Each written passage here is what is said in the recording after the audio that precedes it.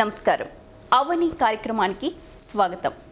ఉన్నతమైన జీవితం గడపాలి అంటే ప్రతి ఒక్కరికి కూడా ఒక లక్ష్యం ఉండాలి. ఆ లక్ష్యాన్ని సాధించాలంటే ఎంతో పట్టుదల ఉండాలి. పట్టుదలతో ఎన్ని అవాంతరాలు ఎదురైనా ఎదురించి ముందడుగు వేసినప్పుడే మనం అనుకున్న విజయ తీరాలను చేరుకోగలుగుతాం. అటువంటి పట్టుదలతోని తను అనుకున్న వృత్తిలో విజయాలు సాధిస్తూ ముందుకు సాగిపోతున్నారు ప్రముఖ ఐపీఎస్ అధికారి స్వాతి లక్రా. ఈ వారం మన విజేత స్వాతి లక్రా. ఈమె తెలంగాణలో స్త్రీల భద్రత కోసం ఏర్పాటు చేసిన షీ టీమ్స్లో ప్రముఖ పాత్ర కూడా పోషిస్తున్నారు. ఆమెతో ముచ్చటిద్దాం.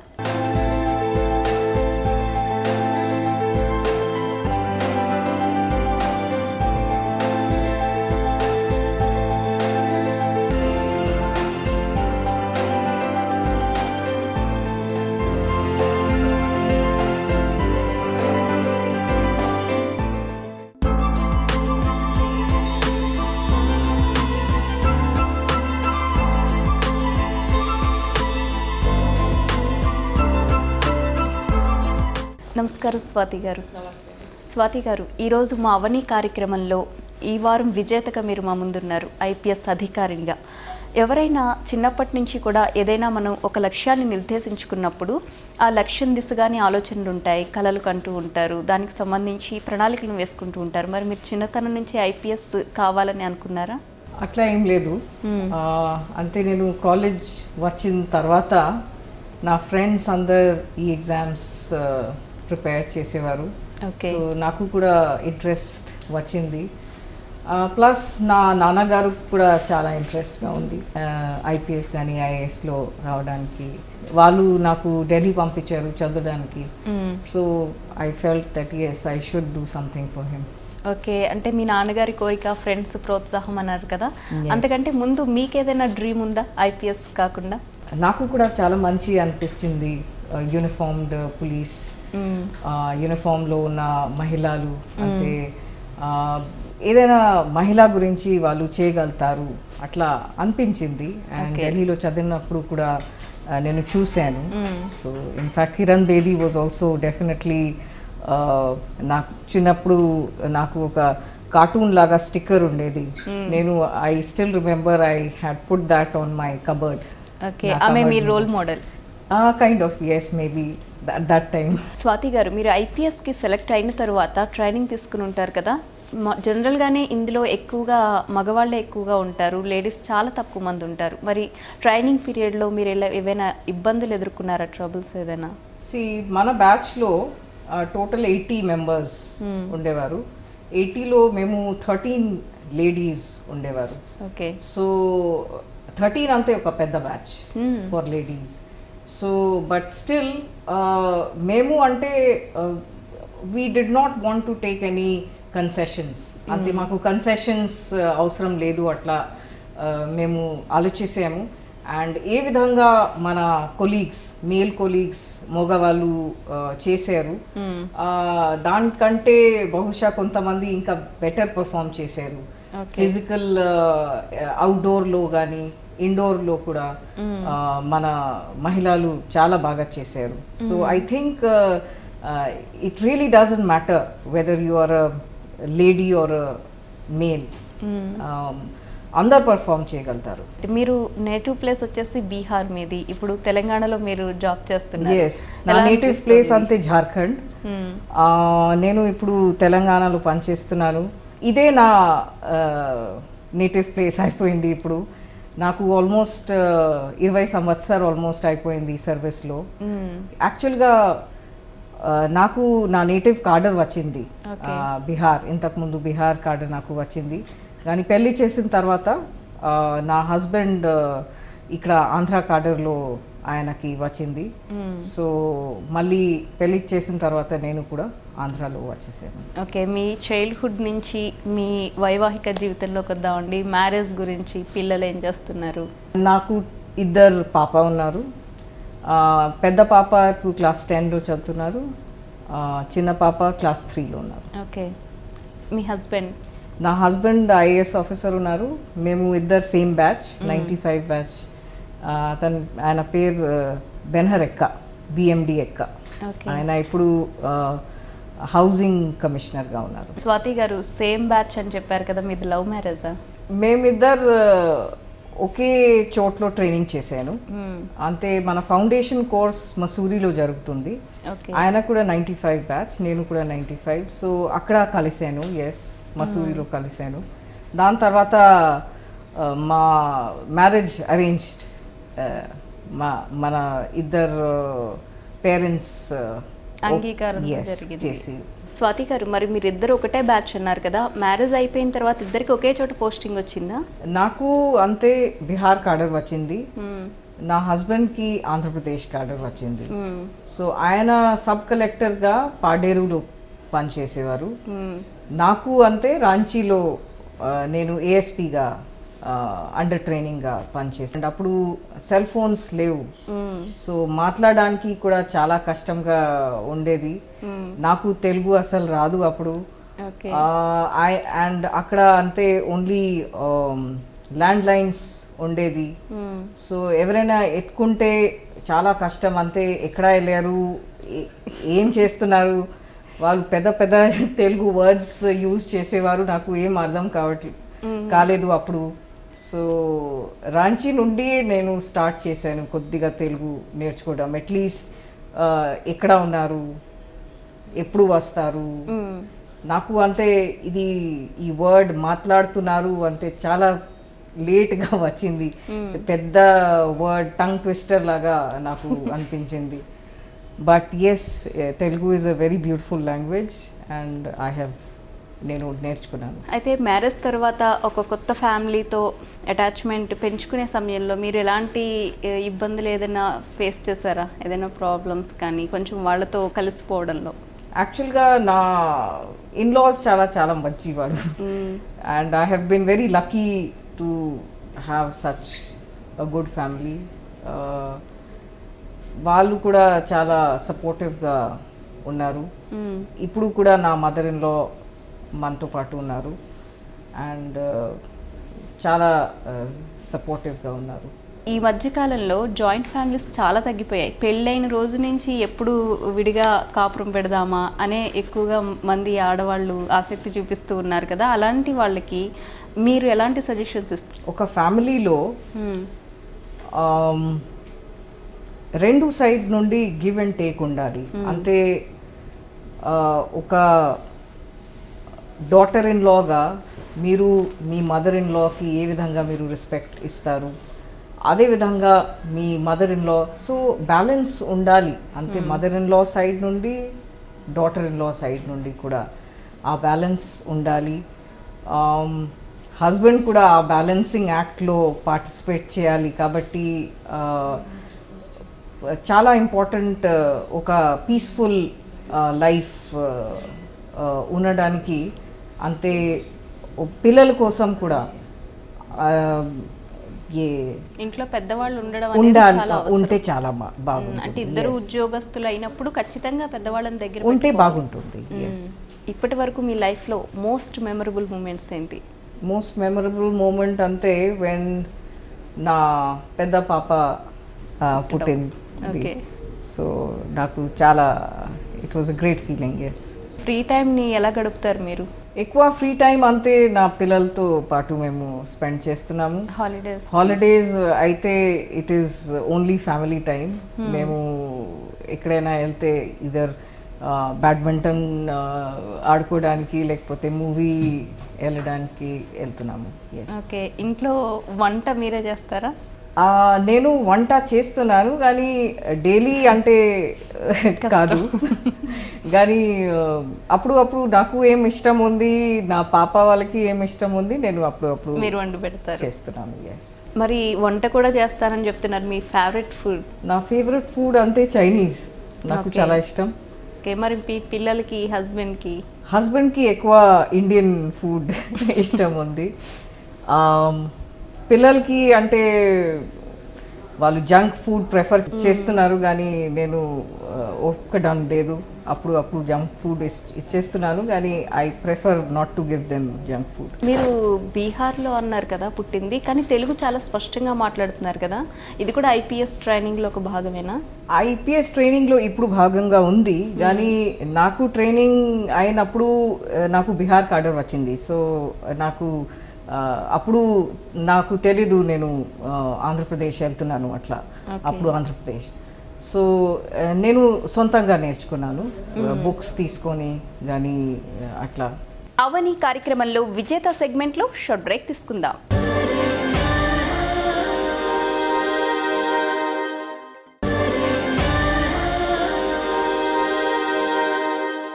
వెల్కమ్ బ్యాక్ టు అవని.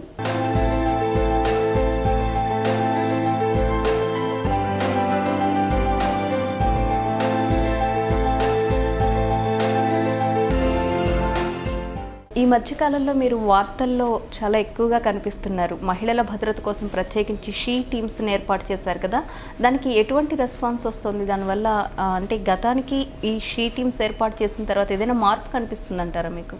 మహిళల గురించి వేధింపులు చాలా దృష్టికి వచ్చింది కాబట్టి మన సీఎం గారు కూడా ఒక కమిటీ వేశారు. ఆ కమిటీలో నేను కూడా మెంబర్గా ఉన్నాను. సో దీంట్లో మళ్ళీ ఈ షీ టీమ్స్ గురించి కూడా పెట్టుకోవడానికి వచ్చింది. అండ్ ఈ షీ టీమ్స్ బేసికలీ ఇది వేరే వేరే మహిళా గ్రూప్స్తో మాట్లాడినప్పుడు ఇది ఈవ్ టీజింగ్ గురించి ఎక్కువ వాళ్ళు కంప్లైంట్స్ వచ్చింది కాబట్టి ఈ షీ టీమ్స్ పెట్టడం జరిగింది. ఈ షీ టీమ్స్ అంటే వాళ్ళు మఫ్టీలో ప్లెయిన్ క్లోత్స్లో మన పోలీస్ పర్సనల్ వెళ్తున్నారు. ఇక్కడ ఎక్కువ ఇలాంటి కంప్లైంట్స్ జరుగుతుంది బస్ స్టాప్స్, కాలేజెస్ ముందు, అక్కడ మన టీమ్స్ వెళ్ళి మళ్ళీ పట్టుకుంటున్నారు. అండ్ స్పందన చాలా బాగా వచ్చింది. అంతే మహిళలు దీనికి మాకు నేరాల సంఖ్య తగ్గిందంటారా వీటి వల్ల? ఇప్పుడు ఈవ్ టీజర్స్ కొద్దిగా భయపడుతున్నారు. బహుశా ఇప్పుడు వాళ్ళు చేయట్లేదు. ఈ మధ్యకాలంలో మహిళలపై వేధింపులు చాలా ఎక్కువగా పెరిగిపోతున్నాయి. పేరెంట్స్ కూడా ఒంటరిగా బయటికి పంపించాలంటే భయపడుతున్న పరిస్థితి. అయితే పేపర్లలో చదవడం, టీవీల్లో చూడడం, బయట ప్రజలకు కనిపించే కోణం ఒకటైతే, ఇన్నర్గా మీరు దగ్గరుండి విచారణ జరిపిస్తున్నప్పుడు మీకు కొత్త కోణాలు కనిపిస్తూ ఉంటాయి. అసలు ఈ నేరాలకి, అకృత్యాలకి కారణం ఏమై ఉంటుందంటారు మీరు? ఎక్కువ అంతే టీవీలో కూడా మహిళలకి చిన్న చూపుగా చూపడం,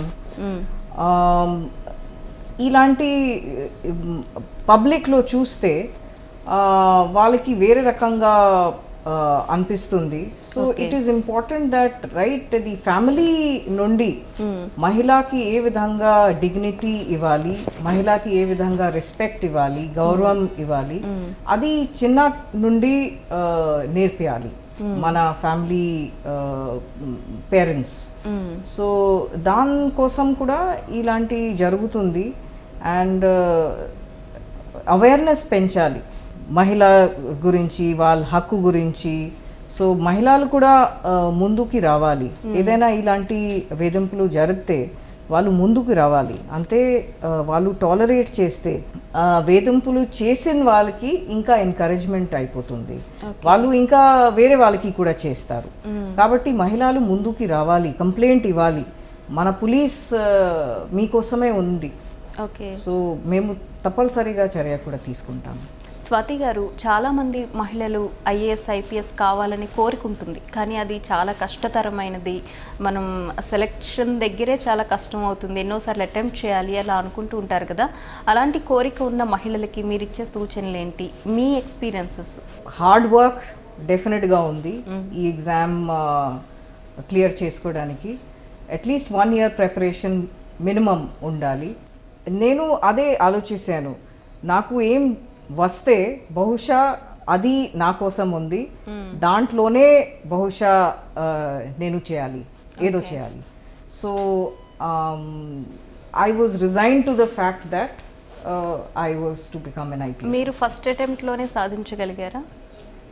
యాక్చువల్గా ఇది సెకండ్ అటెంప్ట్ కాబట్టి నేను ఫస్ట్ అటెంప్ట్లో ప్రిలిమ్స్ తీసుకున్నాము. నేను హాస్టల్లో అప్పుడు చదివాను. నా ఫాదర్ ఫోన్ చేసి నాకు అడిగారు ఏం జరిగింది. సో అప్పుడు యాక్చువల్గా నేను సీరియస్గా ఈ ఎగ్జామ్ తీసుకోలేదు. So I felt bad. అంతే, నా నాన్న గారికి ఎంత హోప్స్ ఉంది అండ్ నేను అస్సలు ప్రిపేర్ చేయలేదు, అట్లే ఊరికి ఇచ్చాను. సో అప్పుడు నాకు బాధ అయింది. I thought I should do it properly, I should prepare well. Anyways father నాకు ఇక్కడ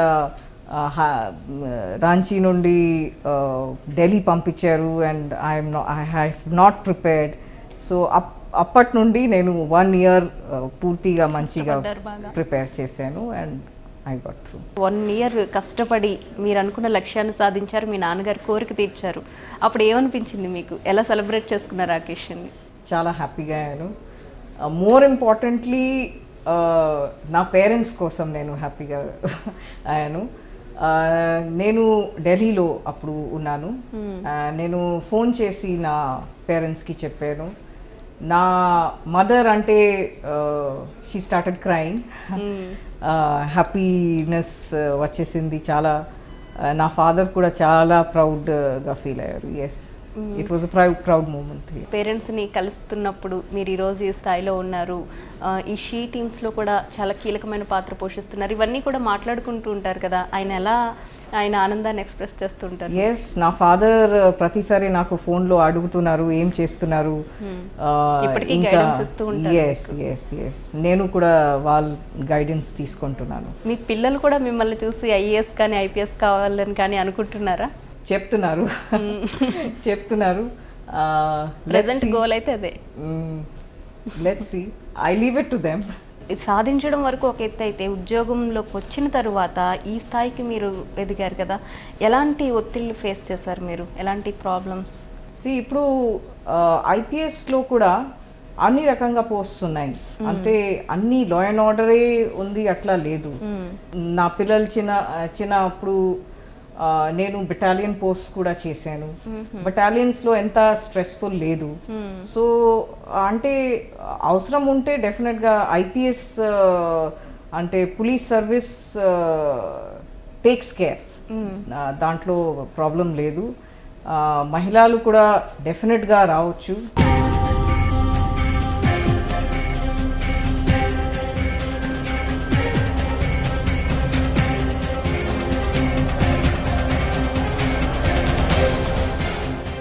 అవని కార్యక్రమంలో మరో విరామం తీసుకుందాం.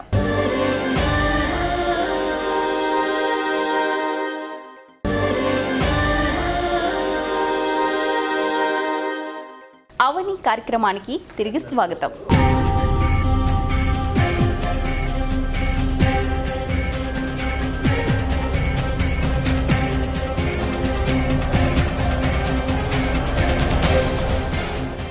స్వాతి గారు, ఈ మధ్యకాలంలో చూసినట్లయితే ఒక్క చదువుకునే పిల్లల దగ్గర నుంచి ఉద్యోగం చేసే మహిళల వరకు కూడా ఈ వేధింపులు అనే సమస్యని ఎక్కువగా ఫేస్ చేస్తున్నారు కదా, వారి కోసం తెలంగాణలో ఎటువంటి కొత్త చట్టాలు రూపొందిస్తున్నారు? వాటిని అరికట్టడానికి ఎలాంటి చర్యలు తీసుకుంటున్నారు? వర్కింగ్ విమెన్స్ గురించి చూస్తే ఒక sexual harassment at work place అని యాక్ట్ ఉంది. ఇప్పుడు అన్ని చోట్ల ఎక్కడ మహిళలు పనిచేస్తున్నారు, ఆ ఆర్గనైజేషన్లో ఒక గ్రీవెన్స్ సెల్, ఒక ఇంటర్నల్ కమిటీ ఉండాలి. అది తప్పనిసరిగా అందరు పెట్టాలి. దాంట్లో ఒక మహిళ హెడ్ చేస్తారు. తర్వాత ఇంకా మహిళ హాఫ్ అట్లీస్ట్ మెజారిటీ మహిళా మెంబర్స్ ఉండాలి. అండ్ ఆఫ్ కోర్స్ మేల్ కూడా ఉండవచ్చు. తర్వాత బయట నుండి ఏదో ఎన్జిఓ కానీ తెలిసిన వాళ్ళు, ఈ మహిళ గురించి సమస్యలు తెలిసిన వాళ్ళు కూడా వాళ్ళు సెల్లో పెట్టుకోవచ్చు.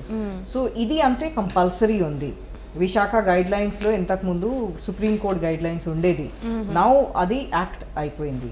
సో ఇప్పుడు తప్పనిసరిగా ఈ కమిటీ అన్ని ఆర్గనైజేషన్స్లో పెట్టాలి. అండ్ మహిళకి ఏదైనా సమస్య ఉంటే వాళ్ళు ఈ కమిటీకి కంప్లైంట్ చేసుకోవచ్చు. ఎస్, కానీ ఎన్ని కార్యాలయాల్లో ఇవి ఉన్నాయంటారు? అది కంపల్సరీ ఉంది. సపోజ్ ఎవరైనా చేయకపోతే మన హోమ్ డిపార్ట్మెంట్ నుండి కూడా సూపర్విజన్ వాళ్ళు పెడతారు. ఆ ఆఫీస్లో ఇలా లేదు మేము కంప్లైంట్ ఇచ్చుకోవడానికి, కానీ వాళ్ళు మీకు కంప్లైంట్ ఇచ్చినప్పుడు మీరు యాక్షన్ తీసుకునే ఛాన్స్ ఉంటుంది. డెఫినెట్లీ. ఇక విమెన్ ట్రాఫికింగ్ గురించి, అక్రమ రవాణా కూడా ఎక్కువగా జరుగుతుంది. దీన్ని అరికట్టడానికి ఎలాంటి చర్యలు తీసుకుంటున్నారు? ఇప్పుడు దీని గురించి కూడా మన పోలీస్ కూడా నిఘా పెడుతున్నారు. చాలా చోట్ల చూసాము, ఎస్పెషలీ విలేజెస్లో, ఊర్లో ఇది సొంత ఆ విలేజ్ పర్సన్ కూడా ఇన్వాల్వ్మెంట్ ఉంది ఇలాంటి ట్రాఫికింగ్ కోసం. సో ఎవరైనాకి ఇలాంటి ఇన్ఫర్మేషన్ ఉంటే వాళ్ళు మన దగ్గర తీసుకురావాలి. చాలామంది ఎన్జిఓస్ కూడా దీని విషయంలో చాలా మంచి పని చేస్తున్నారు. సో మేము తప్పనిసరిగా చర్య తీసుకుంటాం. స్వాతి గారు, మీరు అడిషనల్ కమిషనర్గా వర్క్ చేస్తున్నారు కదా, సిటీకి సంబంధించి మహిళలు ఎక్కువగా ఎలాంటి సమస్యలు ఎదుర్కొంటున్నారని మీ దృష్టికి వస్తున్నాయి? ఎక్కువ ఎలాంటి ఫిర్యాదులు వస్తున్నాయి? చాలా కేసెస్ అంటే మ్యారిటల్ డిస్ప్యూట్స్కి వస్తుంది.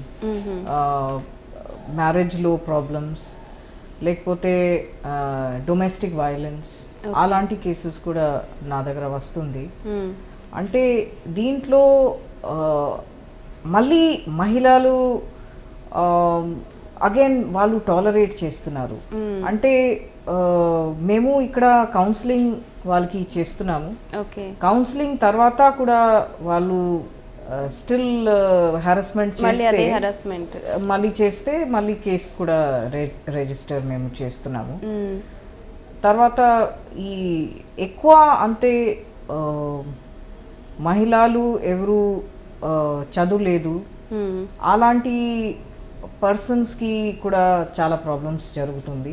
కాబట్టి వాళ్ళకి ఉద్యోగాలు లేదు, పిల్లలు ఉన్నారు, హస్బెండ్ అంతే బయటకి తోసిస్తున్నారు ఇంటి నుండి, ఫ్యామిలీ కూడా వాళ్ళ ఫ్యామిలీస్ కూడా తీసుకోవడం లేదు వాళ్ళకి. సో వాళ్ళు ఎక్కడ వెళ్ళాలి? సో ఇలాంటి ప్రాబ్లమ్స్ ఉన్నాయి. దీని గురించి ఒక మన ప్రభుత్వం తరఫున 181 ఒక మహిళా హెల్ప్ లైన్ కూడా ఏర్పాటు చేయలేదు, కానీ ప్రపోజల్ ఉంది.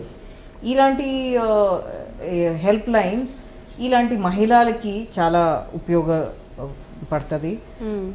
దీంట్లో మాకు కొన్ని ఆపరేషనల్ టీమ్స్ ఉంటాయి, ఇమీడియట్గా వెళ్ళడానికి, వాళ్ళకి కౌన్సిలింగ్ చేసుకోవడానికి టీమ్స్ ఉంటాయి.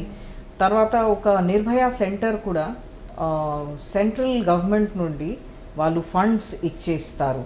కానీ ఇంతవరకు ఏ స్టేట్లో కూడా ఇది స్టార్ట్ కాలేదు. కానీ మన స్టేట్లో మేము ప్రయత్నం చేస్తున్నాము ఇది స్టార్ట్ చేసుకోవడానికి. అంటే ఒక మహిళకి ఒకే చోట్లో మొత్తం సొల్యూషన్స్ ఉంటాయి.